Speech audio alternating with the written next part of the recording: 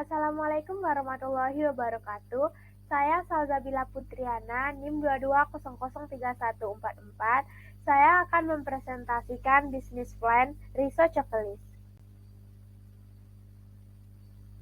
Riso Chocolate merupakan sebuah nama kuliner yang menjual roti goreng yang tidak seperti biasanya, dengan modifikasi di mana roti tersebut dilapisi dengan tepung panir yang membuat roti tersebut menjadi garing di luar dan dengan isian coklat lumer di dalamnya, menjadikan perpaduan yang sangat pas jika dinikmati secara bersamaan. Tidak hanya itu, di atasnya ditambah dengan berbagai topping seperti keju dan susu, yang nikmat jika dalam satu gigitan roti ini. Usaha ini dipromosikan melalui media sosial seperti WA, FB, Twitter, Instagram, TikTok, dan lain-lain. Yang melatar belakangi atau motivasi saya dalam membuat ini karena dukungan dari keluarga, terlebih melihat perekonomian di Indonesia saat ini, di mana jumlah lapangan pekerjaan tidak sesuai dengan jumlah penduduk Indonesia yang terus bertambah, sehingga menyebabkan pengangguran di Indonesia meningkat.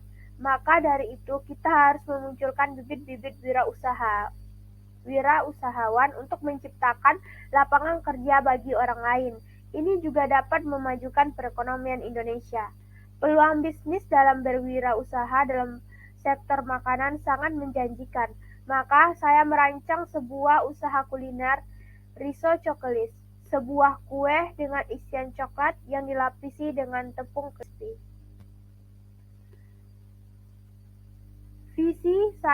Visi dan misi saya membuat ini. Visi, menciptakan sebuah produk makanan yang sederhana dan berkualitas tinggi, sehingga disukai khalayak ramai dengan membuat produk semenarik mungkin.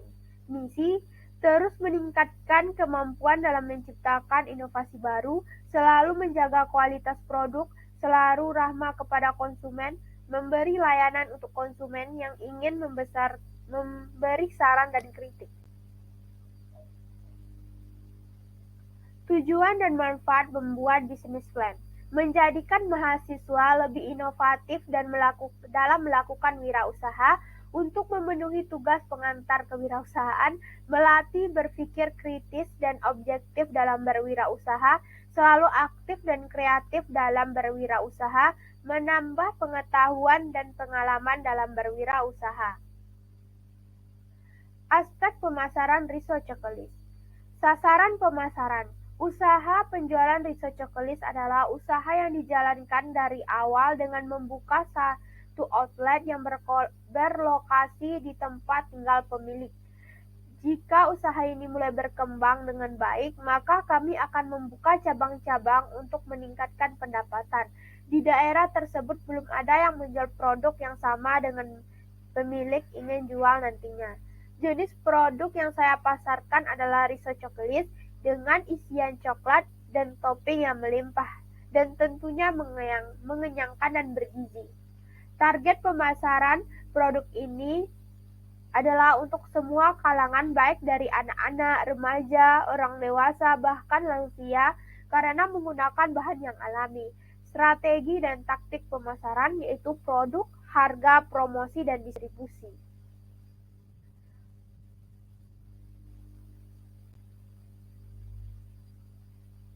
Komposisi produk, yaitunya yang pertama adalah tepung terigu, telur, pengembang roti, mentega, minyak, dan tepung panir.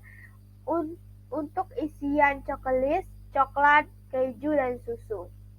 Proses pembuatan, campur tepung terigu, telur, pengembang, mentega cair, aduk sampai pulen, diamkan adonan sampai mengembang, dan aduk lagi. Bentuk bulat-bulat tipis dan isian coklat. Setelah itu, balur dengan tepung cair dan tepung terigu.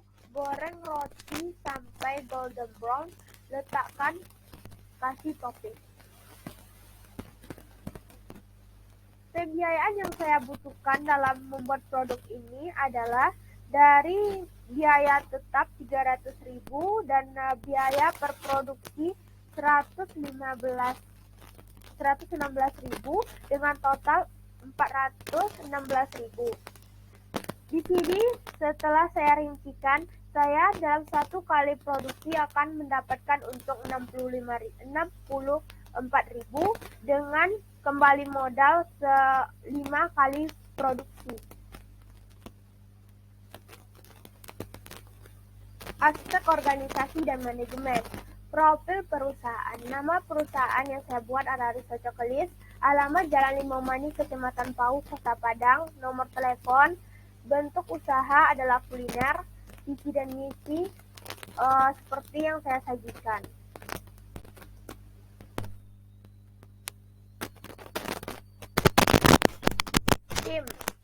Tim saya dalam membuat Riso Cokelis ini adalah Rizky Mahara sebagai sekretaris dan saya sendiri sebagai Salzabila Putriana sebagai ketua tim, Bunga Sukmawati sebagai bendahara, Tiara Asmita admin penjualan 1, Mardatila admin penjualan 2, Hidayatul admin media sosial.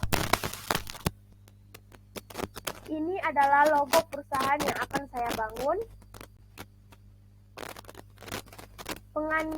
Dalam membuat sebuah produk kita harus memperhatikan dampak pada lingkungan. Di sini saya akan mengendalikan dampak lingkungan pada aspek lingkungan. Dampak lingkungan dari pembuatan Riso Cokelis tidak terlalu berdampak pada lingkungan karena proses produksi Riso Cokelis menggunakan bahan-bahan yang bisa didaur ulang seperti tempat pengemasan dalam produk ini. Biofisik. Secara keseluruhan tidak ada dampak yang harus dikhawatirkan dalam pembuatan produk ini. Kalau masalah pengemasan ini bisa didaur ulang kembali. Dampak sosial budaya.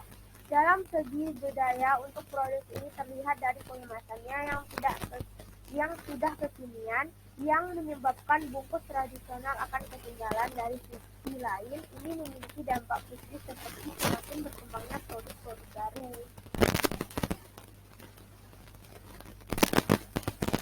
Epilog. Mata kuliah pengantar kewirausahaan sangat bermanfaat untuk dipelajari, di mana kita diajarkan untuk menjadi seorang wirausahaan yang baik dan bagaimana caranya menciptakan inovasi produk baru yang jika dijual akan mendapatkan untung. Di sini juga diajarkan cara membuat bisnis plan yang insya Allah berguna untuk kita ke depannya. Kita bisa mengembangkan wawasan dan pengetahuan yang kita miliki untuk membuat produk makanan kuliner yang seperti saya buat dalam bisnis plan kali ini, yaitu Riso Cokelis. Hanya itu yang dapat saya sampaikan dalam presentasi kali ini. Terlebih dan terkurang saya mohon maaf. Saya sudahi dengan Assalamualaikum warahmatullahi wabarakatuh.